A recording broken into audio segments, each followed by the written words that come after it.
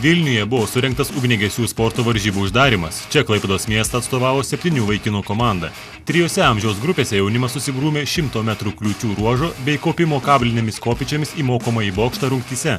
Būtent pastarojoje pirmąją vietą vaikų amžiaus grupėje užėmė Klaipėdos komandai atstovavęs Kristijonas Bernotas. Bendroje įskaitoje tarp Kauno, Šiaulių, Visagino bei Vilniaus komandų klaipėdiečiai užėmė 3 vietą. Ugniagesių sportų susižavėję vaikinai sako, jog ruošdamiesi varžyboms jie turi progą savo jėgas išbandyti įvairiausiose sporto šakose. Netradicinis sportas, vysto greitį ir šiaip mūsų tenais užsiėmimai vyksta ne tik gaisrinės, nes žaidžiam ir regbį, kaip čia mato, futbolą viską lavina, vaikštom į maniežą, greičio pratimai, ištvermės pratimai, viskas panašaus taip pat. Jaunuosius ugniagesių sporto mėgėjus treniruojantis Kęstutis Jukna pridūrė, jog norintys išbandyti savo jėgas universalioje sporto šakoje visada laukiami Klaipėdos apskrities ugniagesių ir gelbėtojų būstinėje Trilapio žiedo gatvėje.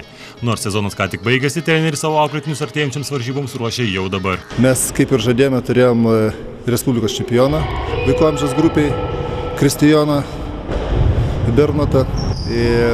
Sekančiais metais taip pat mūsų sezonas prasidės gegužės 4 dieną, pačios pirmos varžybos, o planuojamas vaikų amžiaus grupėje 4-5 varžybos ir 1 suaugusių.